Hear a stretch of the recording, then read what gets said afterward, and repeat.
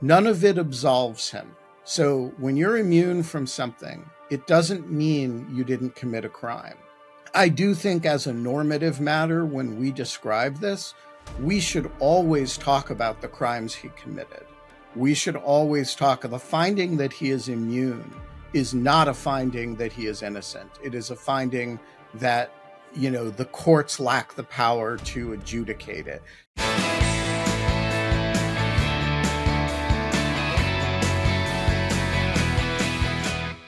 Hello and welcome to the Bulwark Podcast. I'm your host, Tim Miller. We are here today with our man, Ben Wittes, on the Trump trials, on the SCOTUS craziness. He's the editor-in-chief of Lawfare, senior fellow in governance studies at the Brookings Institution. He also writes Dog Shirt Daily. When we're finished with Ben, I'll be giving you an update on the state of play in the presidential race. Then we'll have Steve Shepard on to discuss what a brokered convention may or may not look like. Ben Wittes, a lot of news. How are you doing? Yeah, a lot of news, and it's all bad. You think the debate sucks, so you say, well, there's going to be a French election, and then that sucks, and you're like, well, to heck with France, at least we're going to get a Supreme Court opinion, and then that's a disaster. You got to look at puppy videos at this point. Yeah, puppy videos. Maybe some good news out of Britain. I don't know. I was watching. I tried to watch The Bear for a distraction last night. That is not a distraction. I just want to warn people. And so then I flipped over to Presumed Innocent. It's doing pretty good. That distracted me for about 30 minutes from the horrors. Okay, so my Twitter feed ranges from some legal experts who are saying that Joe Biden is now a king. We no longer have a constitutional democracy. And then some on the other side saying this is being way overinterpreted. Sends a lot of stuff back to the lower courts. So where do you fall on that spectrum? Joe Biden is a king. We no longer have a constitutional democracy is an excessive formulation of a true point, which is that there isn't any longer any ability to prosecute a president for criminal activity taken within his core constitutional responsibilities. And there may not be the ability to prosecute him at all for activity that is reasonably characterizable as within the outer limits of his responsibilities at all. So I look, is it rhetorically excessive? Sure. But it's not wrong in the sense that yesterday morning, we assumed that a president who commits criminal activity in office is prosecutable for it. And today we assume that a president who commits criminal acts in office has a very high degree of immunity, although the exact contours of it are still unspecified.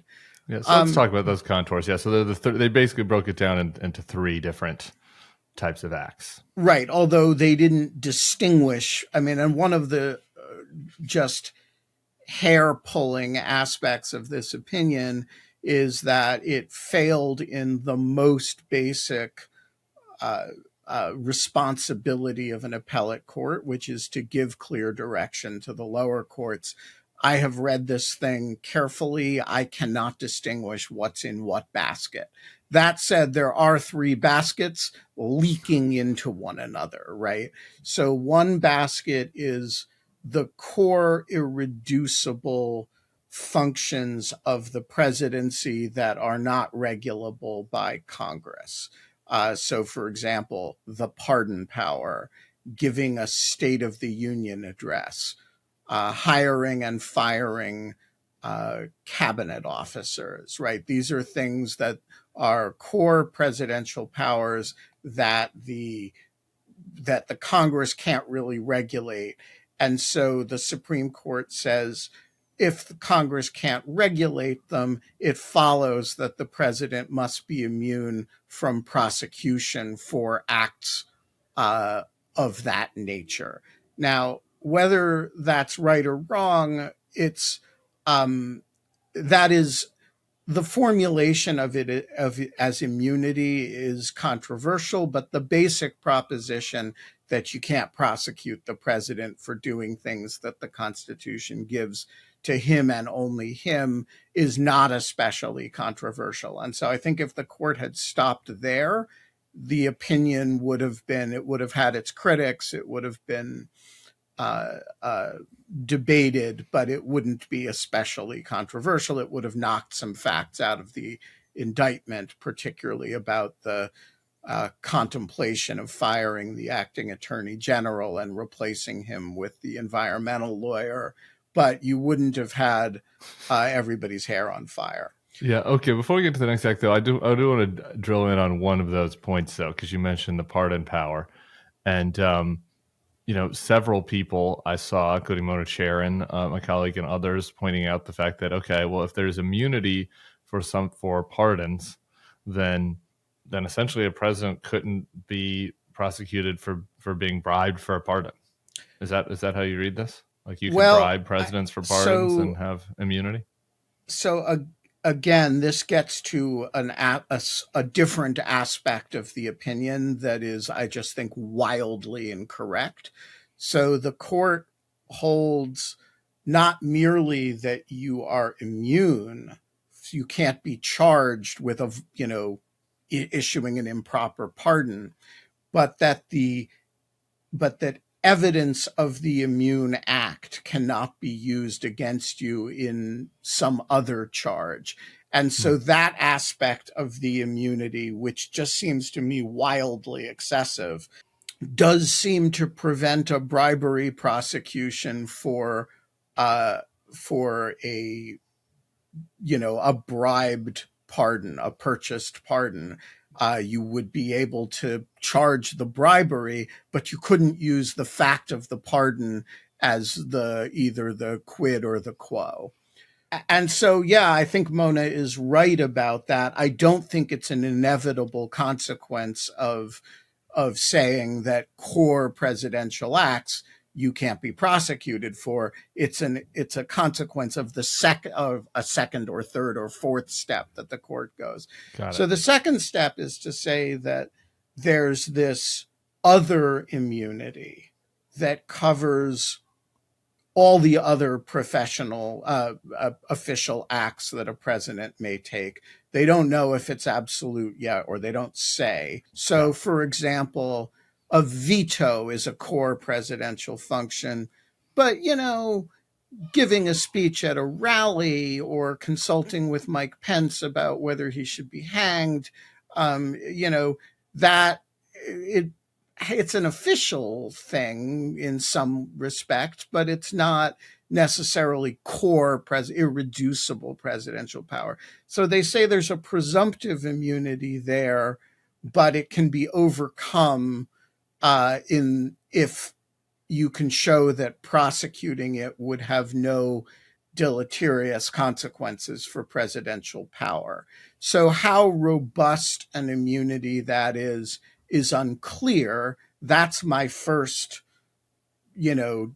hair-pulling criticism of the court. Why do you leave a question that important unclear, right? Your job is to give, you haven't defined the boundaries between the core function and the non-core function. And then you haven't defined really when the non-core function is and isn't protected. So let me give you an example of the porousness of the boundary, which goes to one of the examples hypotheticals that people keep throwing around. Droning your political opponents, calling out SEAL Team 6, right? On the one hand, you can say, well, wait a minute, that's a core presidential function, commander-in-chief of the military, totally core, right? On the other hand, you can say, well, wait a minute, Congress regulates the conduct of war. UCM, Uniform Code of Military Justice, right? They pass they have all kinds of functions in regulating the military. So it's not core, it's in this second basket. So I don't even know the answer to that, which basket that is. If Biden were to call out a drone strike on Donald Trump, is that absolutely immune, or is it merely presumptively immune? I And honestly even if don't it's know the answer presumptively to that. immune, even if it's presumptively immune, there then are still a lot of limits on evidence gathering and all that, right? And isn't that the other element to this? Right. Well, you would have to show for it not to be immune, but to overcome the presumption, you would have to show that the prosecution of it poses no risk to, the legitimate exercise of executive authority, and then, so the final basket is personal conduct, which is not immune. Now we know this includes, uh, for example, sexually harassing an Arkansas state worker before you were president. But Right. what the line is while you're president between the personal and the official is completely unclear, and the court gives very, very little guidance about that. It's like And so stealing now from a you're CVS feels like that's definitely a personal act, but right. But what about, for stealing from the example, treasury, maybe not. right? What about calling Brad Raffensperger and saying, "Hey, I just need 11,782 votes"? Is that, as the Supreme Court seems to entertain, consulting with state officials um, about the integrity of an election, i.e., an official act, or is that your conduct as a candidate trying to corruptly get a Secretary of State to change the outcome? So, look, I think it is. I thought I knew the answer to that yesterday morning. I don't know the answer to that anymore. And by the way, neither does anybody else.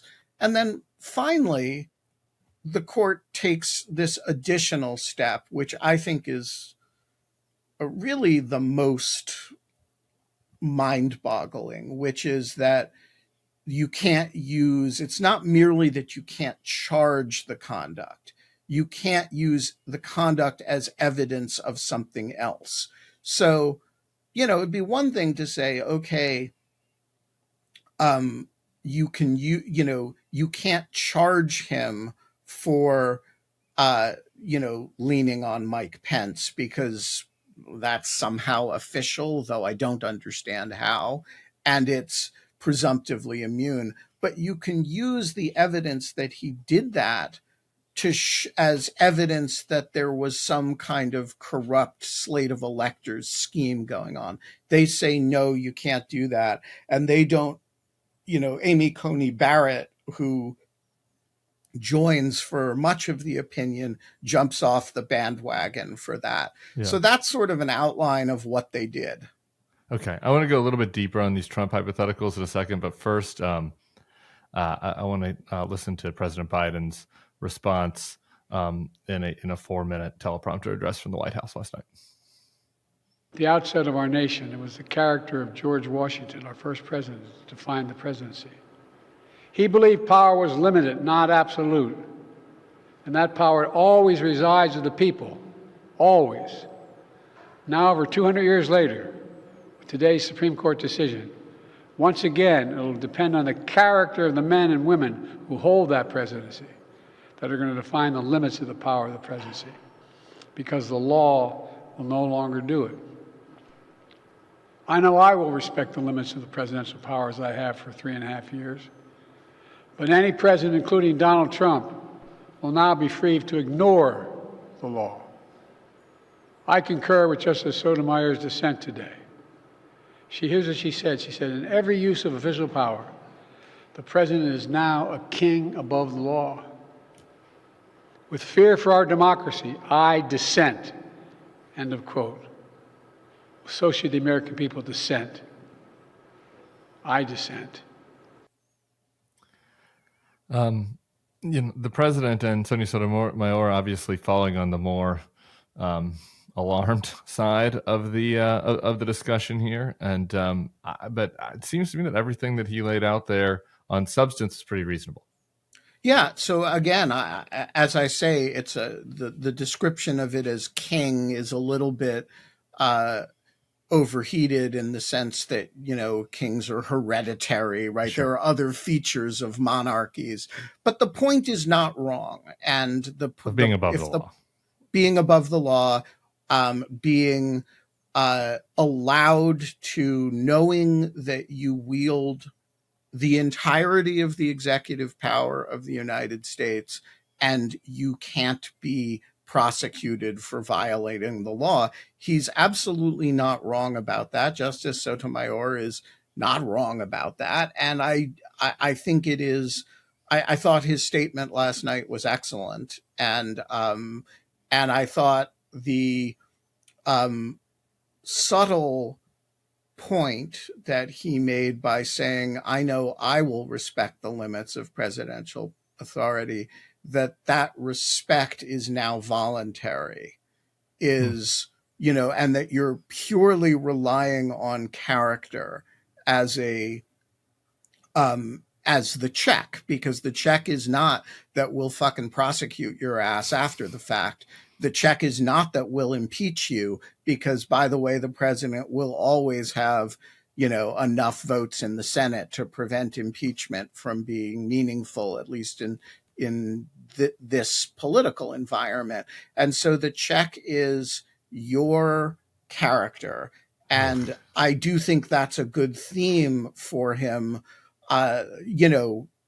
whether it overcomes other impediments with which you're more familiar than I don't know. Well, good thing that we don't have the person with the worst character in the entire country as the leading candidate to be the next president, since character is the only check. Can we just do a 1 minute sidebar before we get back to the Trump trials? I just want to do a 1 minute sidebar with you. I agree with you. The substance of the president's statement was good last night.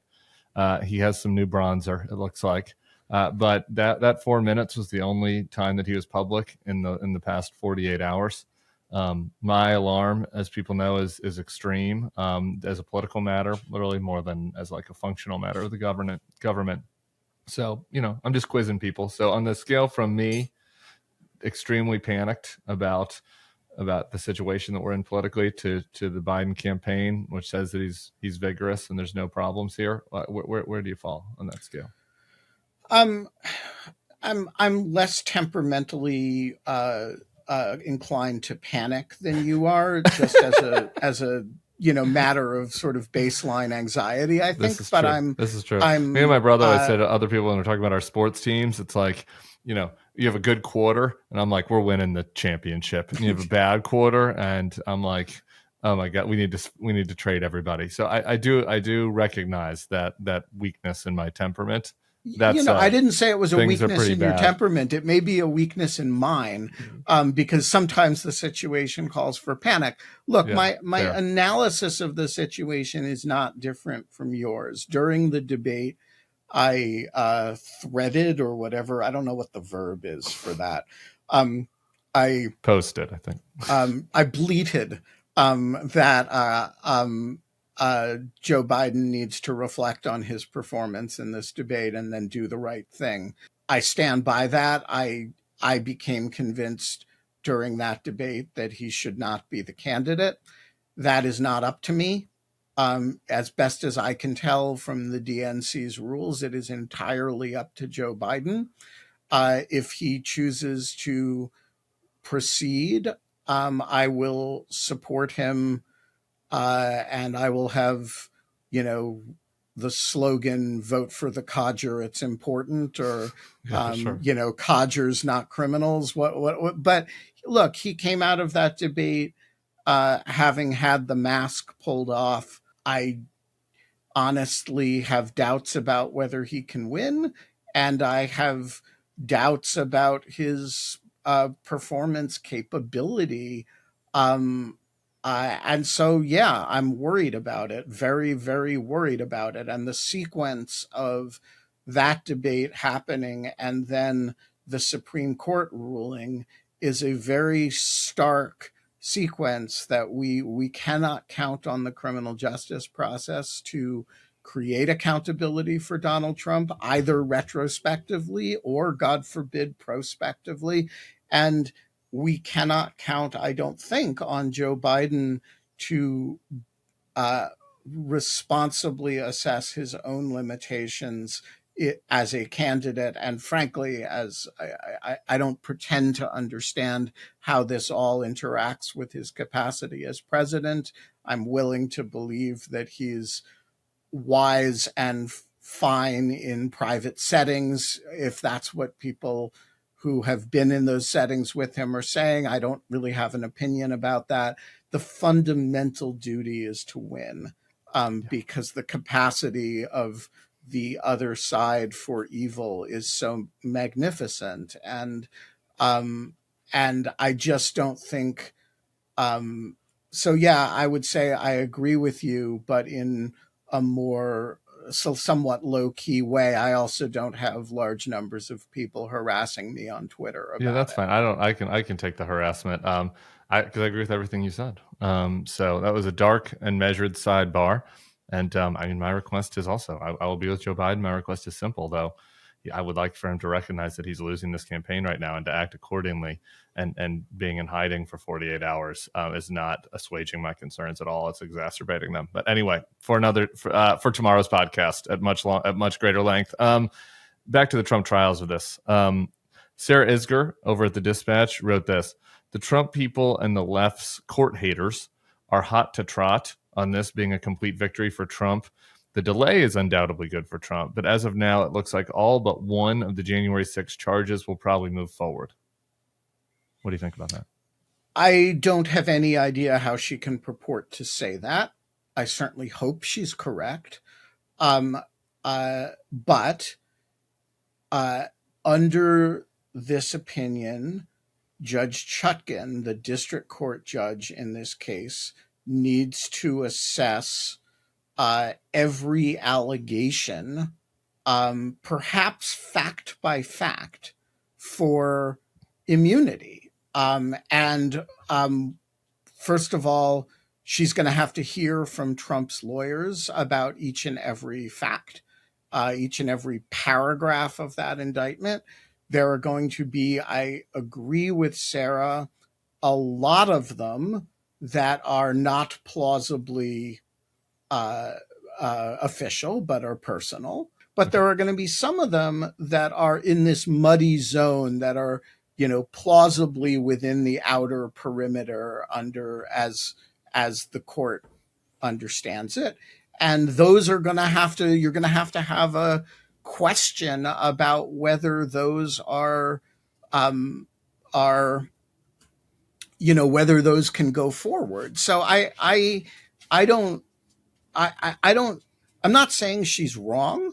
I'm just saying that, and then once you've done all that work at the district court level, which will take, months, it's subject to immediate appeal before you go to trial. So, you're going to have another trip up and down the appellate ladder. So at the end of the day, she may be right, but without knowing what 5 of the 6 justices in that majority think of, which facts are private and which facts are official, she's kind of talking out of her ear. And so is everybody else who's pronouncing confidently about this.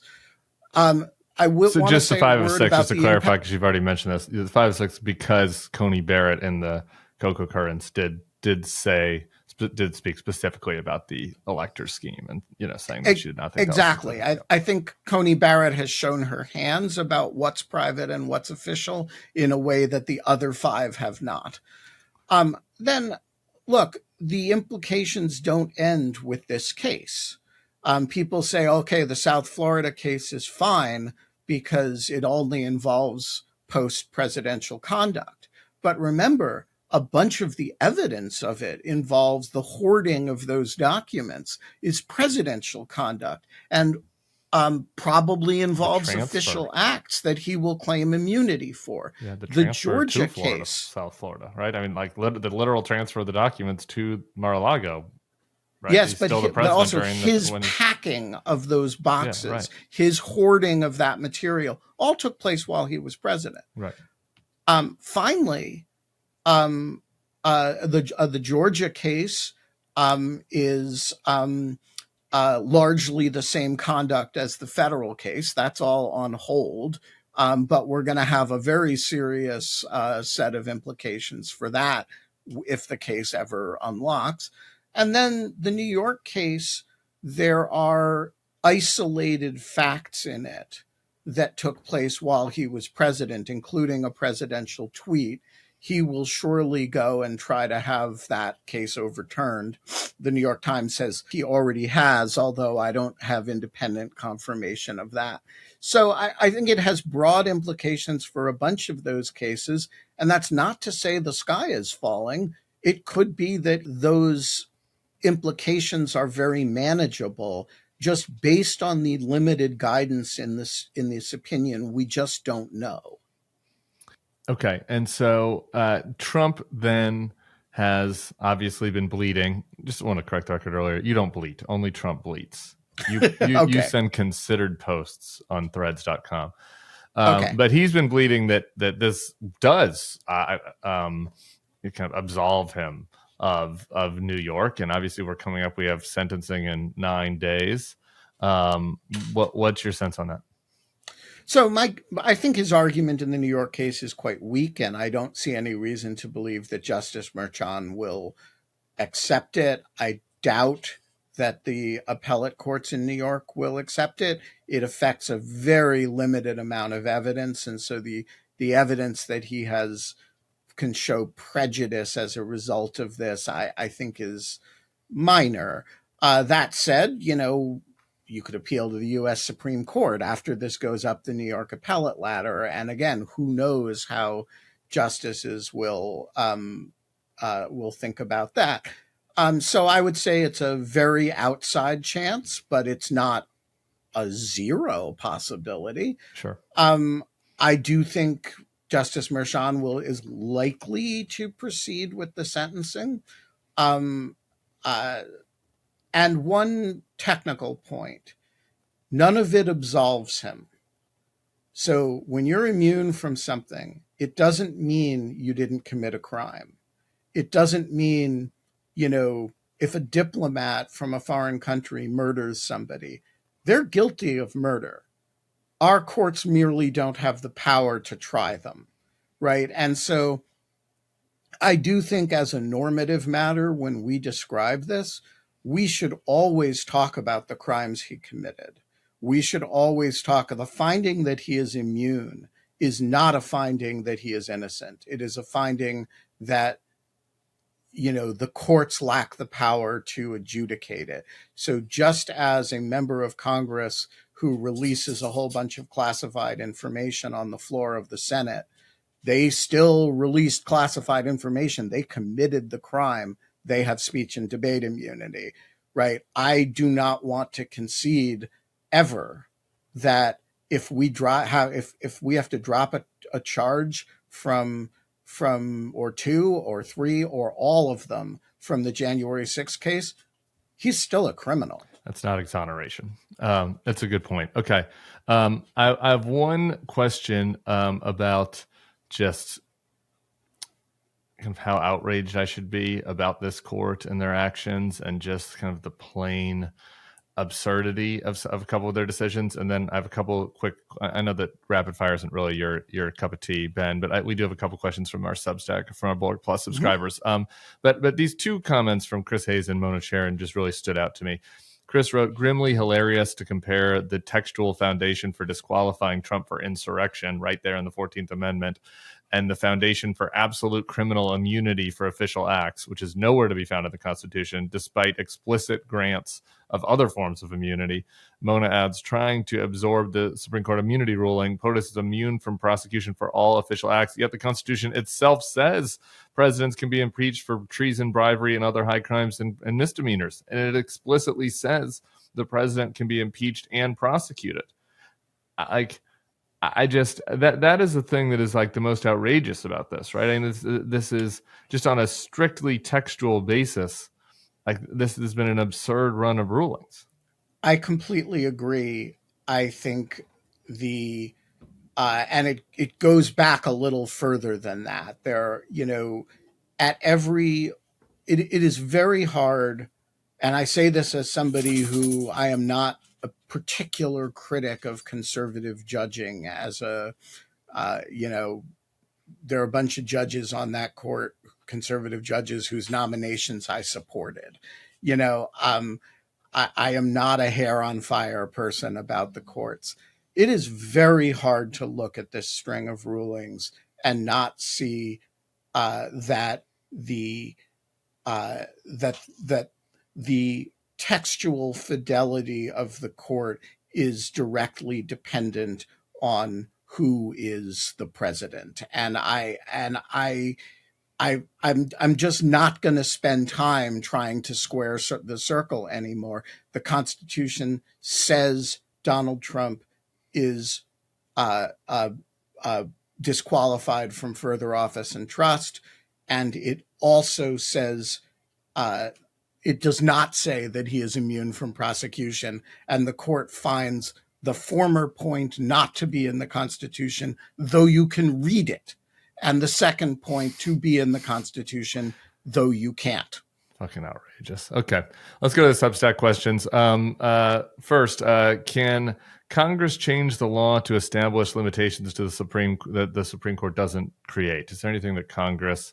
I mean, it's a Republican House right now, but hypothetically, is there anything that Congress could do to deal with this? The answer is no.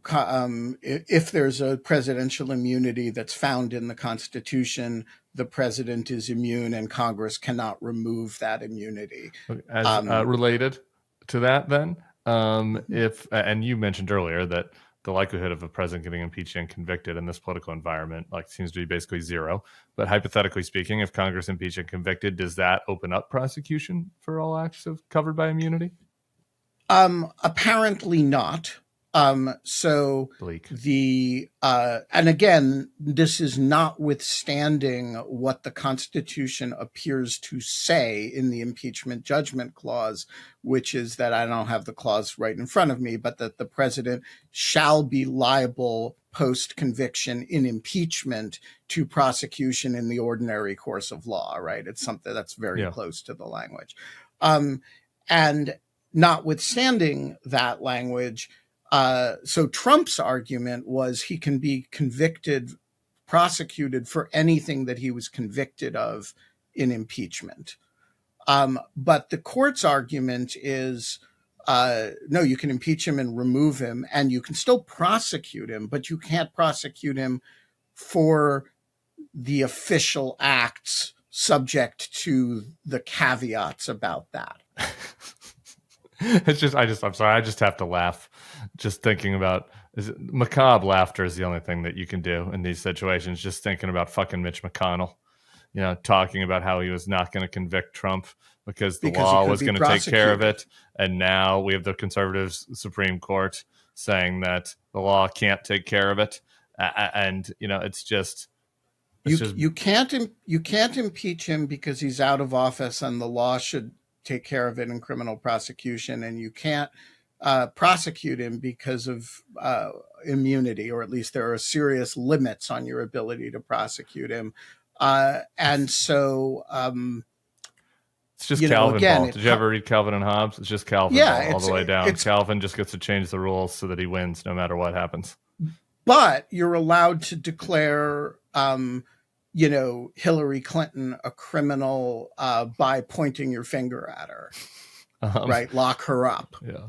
All right, here's a couple more Substack questions. Can King Biden do anything now to stave this off and help stop King Trump? There's some people that want you to give Biden some Machiavellian ideas. Well, I mean, he basically announced last night that he wasn't going to do that. He said in the speech, I will respect the limits of the presidency. Some of us don't think that should be a voluntary thing, but so the answer is he won't, nor would I urge the president to behave like a dictator. I would urge him to behave like a candidate.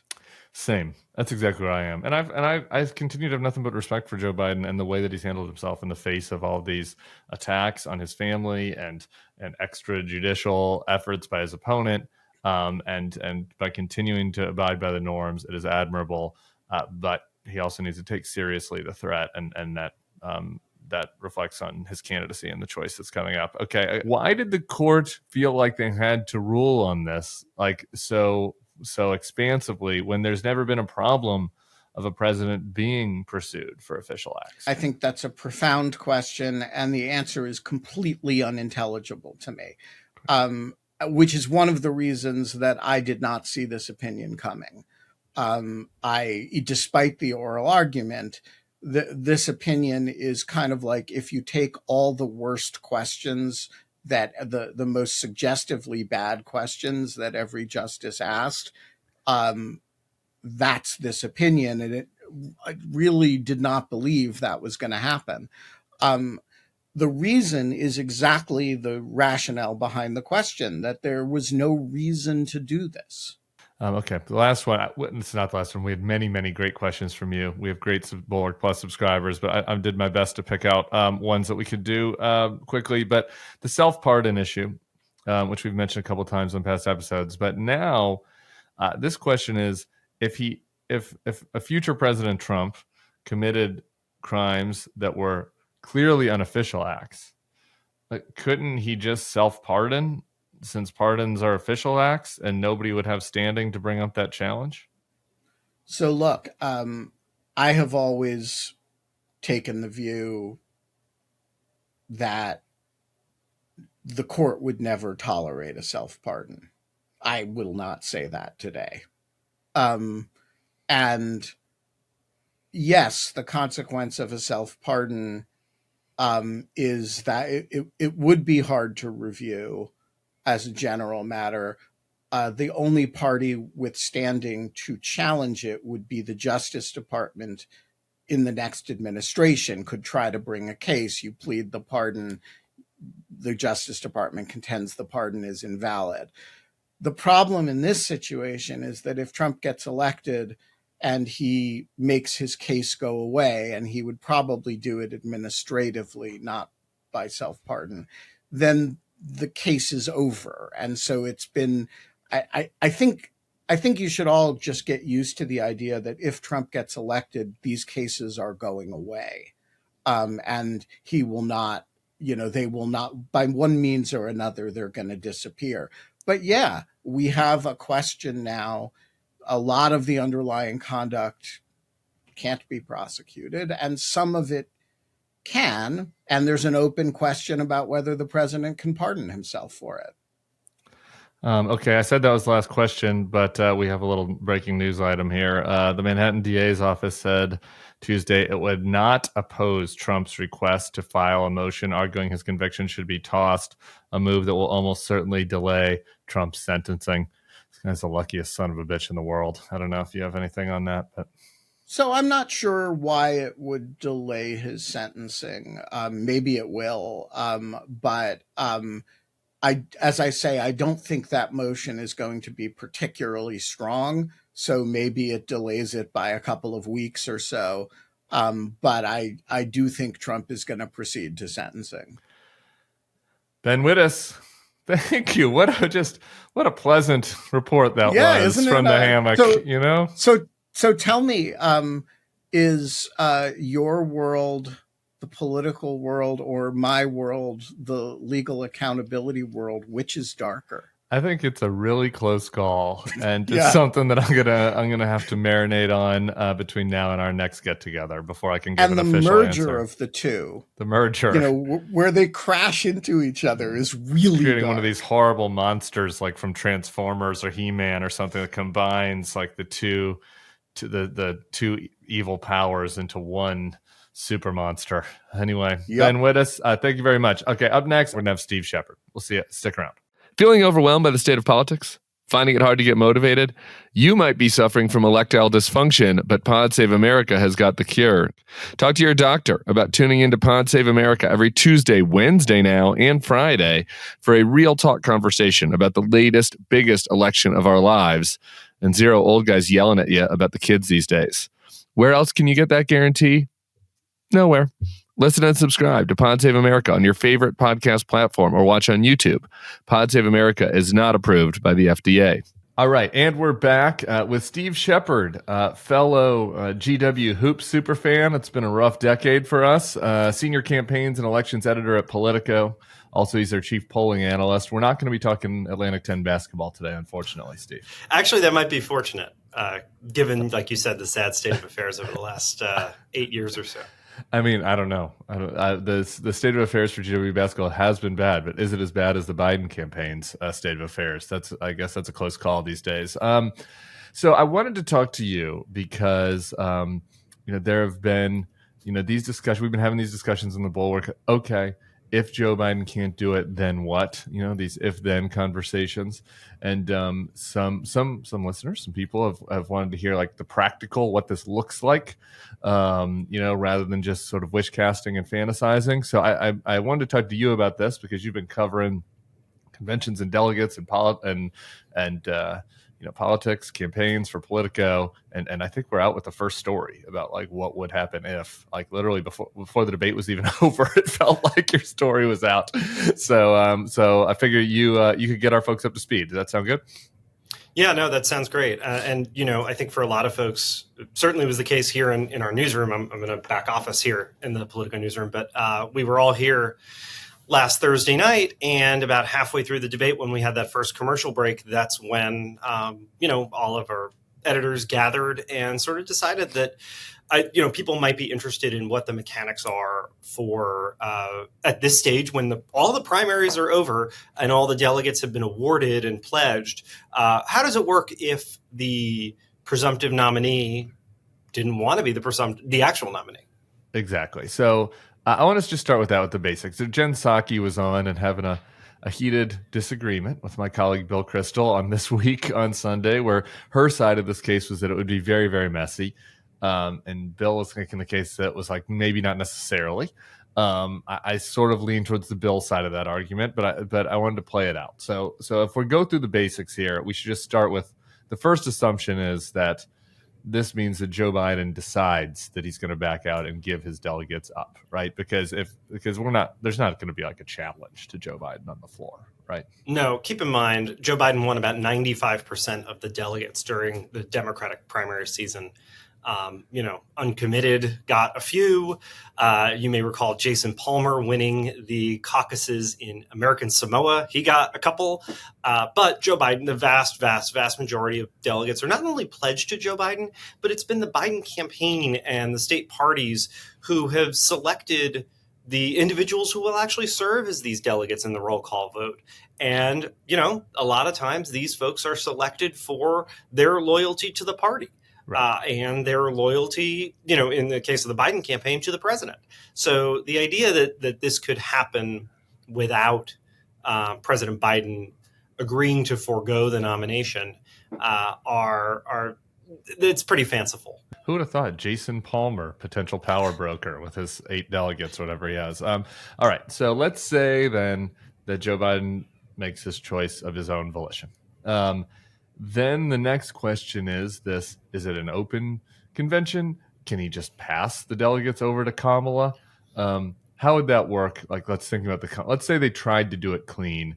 Could he just pass his delegates to Kamala? Or could he pass his delegates to another person? Well, first, let's define the terms here. When I talk about delegates being pledged, there's a key distinction between the way Democrats do their convention and the way Republicans do theirs. On the Republican side, the delegates are not pledged, they're bound. Yeah. And that means they're required to vote for the candidate to whom they're bound via the results of the primaries or caucuses in their state or their congressional district. And if they try to go rogue and vote for somebody else, the votes don't count. So on the Democratic side, delegates are supposed to, according to the DNC's bylaws, are supposed to, in good conscience, follow the instructions of their pledging, but they're not required to. Again, the kind of mass revolt that Joe Biden, dragged kicking and screaming, you would need a majority, roughly, of those delegates to vote against him. It's not going to happen. Right. However, these are folks, there is no instruction if the candidate to whom they're pledged is not placed in nomination. Now, like so, I said so before, Joe Biden endorses somebody. It's like that's Joe Biden's endorsement. I mean, so but maybe Yes. people could say, okay, I don't really. If you've dropped out, I don't care about that. Someone else throws their hat in the ring. They could say that. However, again, these are people who've been selected for their party loyalty, for their loyalty to the president. And so you would need, of those roughly 3,900 delegates who have been pledged to Joe Biden, you would need about 1,900 to 2,000 of them to vote for a candidate other than, presumably, he would endorse Kamala Harris under basically any possibility he would endorse Kamala Harris. And so you would need a majority of them essentially to shun his endorsement and vote for someone else. And if you got that on the first ballot, then you would have what we would consider sort of a brokered convention. The subsequent ballots to try to identify a nominee, you would bring back, and we can talk about this a little bit, the superdelegates, folks who were around in 2016 and in years before will remember that concept. There have been some reforms to the DNC process since 2016 that has taken away these people's vote in the first round of balloting. But if no one wins a majority, they get to vote for whomever they want on the second ballot and could be potentially decisive if we ever got to that point. And for folks who aren't getting a little gray hairs on their temples like you and me and don't remember the great superdelegate debate of 2016, remind folks who the superdelegates are. So they're elected officials within the party, members of Congress, governors. They are members of the Democratic National Committee. They are former elected officials, former presidents, former vice presidents, former party leaders, former leaders in congressional leaders. So luminaries. It's luminaries. Yeah. So if it goes to a second ballot, the luminaries, it becomes not just about the real American delegates, but it becomes these super delegates. Right. Well. And there are about 4,000 pledged delegates. And then there's another, the numbers are, there's no publicized list of these people, right, but most estimates have it around 700 or 800 of these super delegates. And so, they alone can't decide the nominee, but they could certainly be decisive in a close vote if we ever got to that point. Okay. So I'm with you. I think that kind of dealing with anything besides Joe Biden, I mean, Joe Biden leaving it all might be fanciful, but if you were to leave Joe Biden doing anything besides endorsing Kamala seems far-fetched to me. But let's say that he doesn't. Let's say that Joe Biden says he's going to, drop out of the race, and that he thinks that, there should be an open conversation among the delegates about who should replace him. Now, I've seen some reporting that in that case, Kamala still gets Joe Biden's operation, which would include the money, the staff. Is that right? Is that how? And Kamala's the only person that could get access to that? Yes. The Federal Election Commission has pretty strict limits over how much money one candidate for federal office can give to another. So we had just today the Biden campaign assert, with the Democratic National Committee included. So this is a sort of a aggregate number that DNC money would be available for any future candidate, no matter who it is. But there's a lot of money in Joe Biden's presidential campaign. There's a lot of money in his joint fundraising committee. That it's over $200 million as of the end of June, according to the campaign's announcement just shortly after the quarter ended. That money, there are limits on how much one federal candidate can donate to another, but Kamala Harris is on the paperwork as the running mate and as the vice presidential candidate for the Biden campaign, and so she could get all of it. Other candidates, the amount that you could transfer would be a very, very, very, very tiny fraction of that. So they would essentially be starting from scratch unless they were an existing candidate for federal office that maybe had some money left over, like a Senate candidate who might have, a few million in their account. Whoever it is would essentially be starting from scratch when it comes to those hard dollars that the candidates will use to largely on television advertising, which they can buy at a much cheaper rate than the outside spending.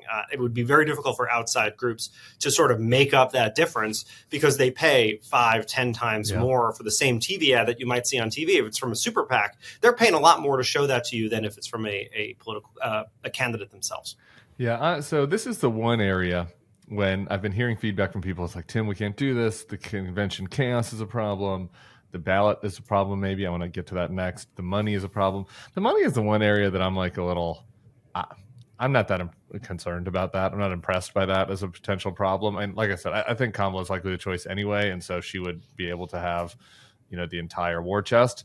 But if somehow they came to a different type of candidate and there would just be so much interest and so much excitement, I like the idea, like the ability to raise money. And we've seen from Democratic candidates, there'd be a week or two lag, but most of that week or two, there'd be wall-to-wall coverage about this insane, unprecedented thing happening that everybody would be seeing for free anyway. So I don't know. Do you think I'm being a little Pollyanna about that? No, I don't necessarily. I think it's so unprecedented that, I'd hate to be the person in charge of the Act Blue servers if that ever came to pass, right? Because, we do know and have seen it since 2017, the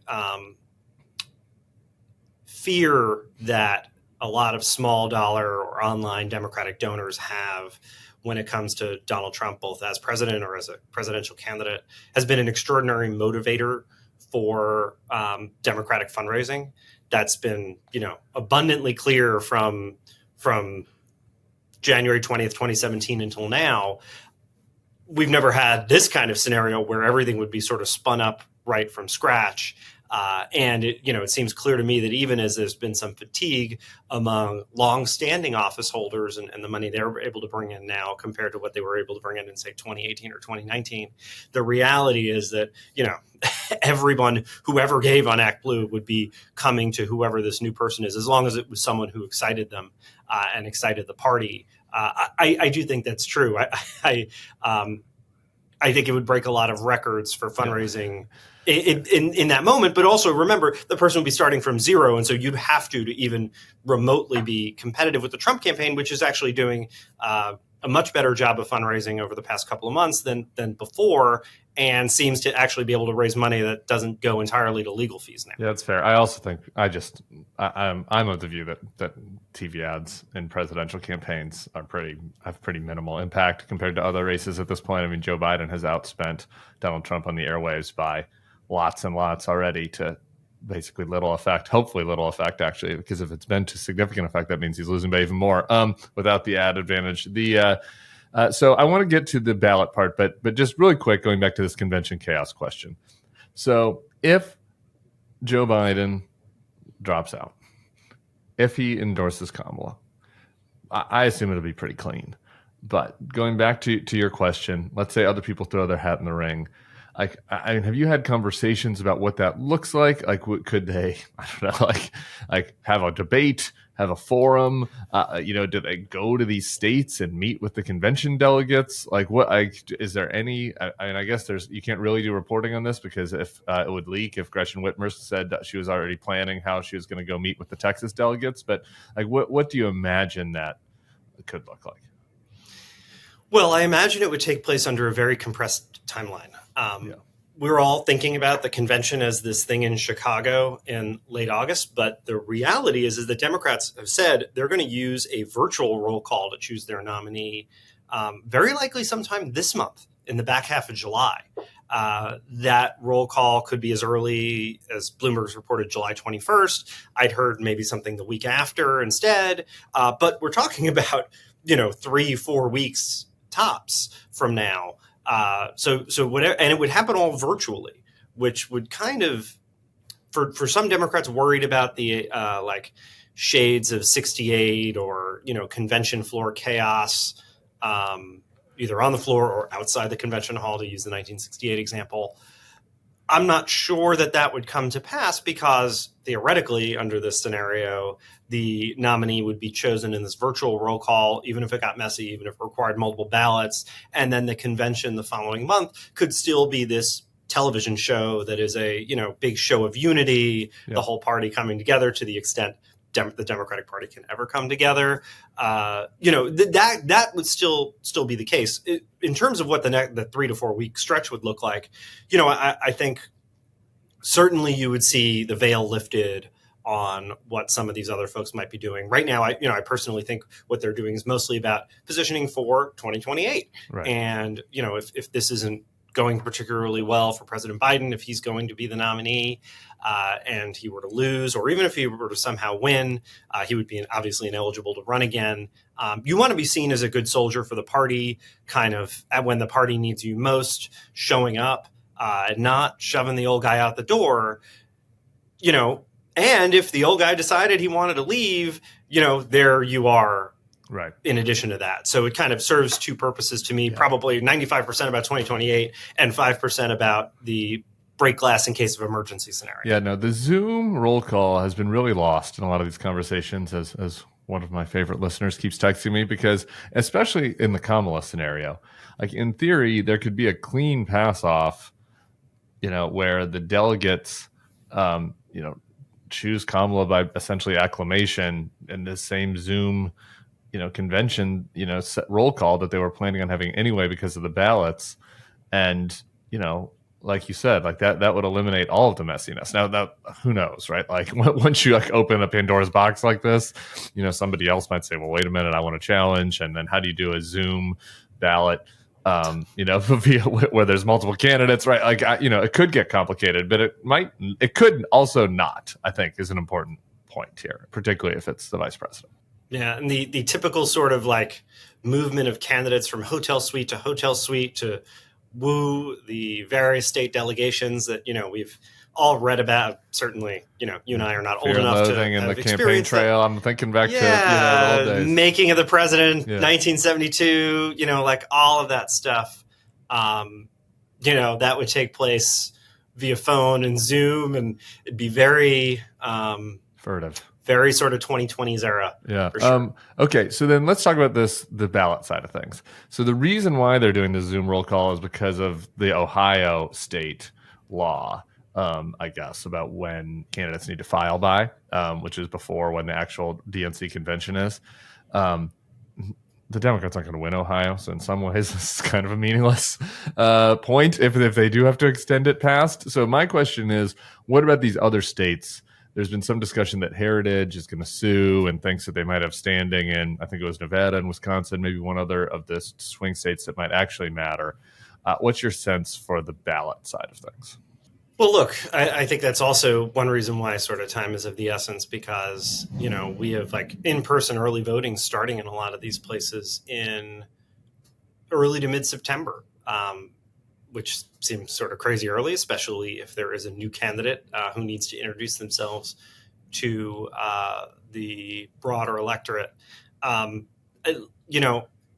think this is something I'm sure that the Democratic Party has many lawyers who will make sure that before they were to ever approach this scenario, that they would have all the boxes checked in all the states that matter. Ohio, you mentioned, yes, Joe Biden or whoever the Democratic nominee is likely to be is not going to win Ohio. However, Democrats very much need Sherrod Brown to win his Senate race. You do worry about tamped down enthusiasm, I guess, if you're not. Yeah, and then there's Marcy Kaptur, Amelia Sykes, Greg Landsman. Some of the competitive congressional races, and they want to keep Republicans from sort of that filibuster-proof majority or veto-proof majority.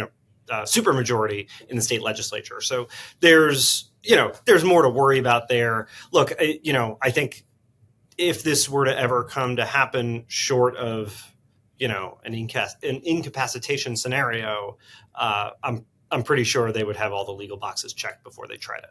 Yeah. All right. Last question is on the vice president side of this, because I haven't seen a lot of discussion about that. Yeah. So let's say the clean option happens and Joe Biden, clean.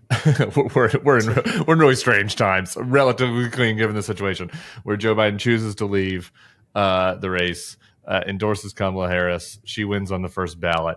Can she then pick her vice president, or are we in a 1972 situation where multiple people put their hat in the ring and the delegates pick the vice president? Well, look, ultimately the delegates pick the nominee. The delegates pick everybody. Obviously, in modern times, the delegates have deferred to the nominee's choice of running mate. I think that might be, there's a couple different scenarios here. Does Kamala Harris keep nearly all of the Biden delegates because they're loyal and, they go along with whomever she wants to choose, probably, somebody among the group of folks that we're talking about in this sort of shadow primary? Or, is it a closer race? Is it, she's only getting between 50 and 60% of the delegates, and some of those delegates would seek as, negotiating tactic or negotiating position, a specific running mate that, maybe you could grab. It wouldn't work maybe you could grab the Michigan delegation by promising to choose Gretchen Whitmer as your running mate, or maybe you could grab the Kentucky delegation by promising to choose Andy Beshear. The one person it would kind of take off the table would be Gavin Newsom, because of course then it would make a Harris-Newsom ticket would make Democrats ineligible to win the 54 electoral votes from California, and there's just very little way to make up that kind of math when it comes to the electoral college majority. So, I think that that could be some place where the delegates were to have some sway. Ultimately, unless it's a super, super contested convention for the actual presidential nominee, it's difficult to imagine a wide open race where the delegates are choosing and ignoring whoever the presidential nominee's preferred running mate is and just choosing someone on their own. Well, I like that Beshear idea. I'm having lots of conversations with Democrats. Any Democrat that'll talk to me, I accept their phone calls these days. But somebody suggested a little Roy Cooper. We could use somebody with a Southern accent, a good old boy on the ticket. I don't know. Maybe the North Carolina delegation could help us with that. Anyway, Steve Shepard, this has been super helpful. Thank you for the briefing. Keep up the good work over there. We'll talk to you soon, brother. Raise hot. You got it, Tim. Good to see you.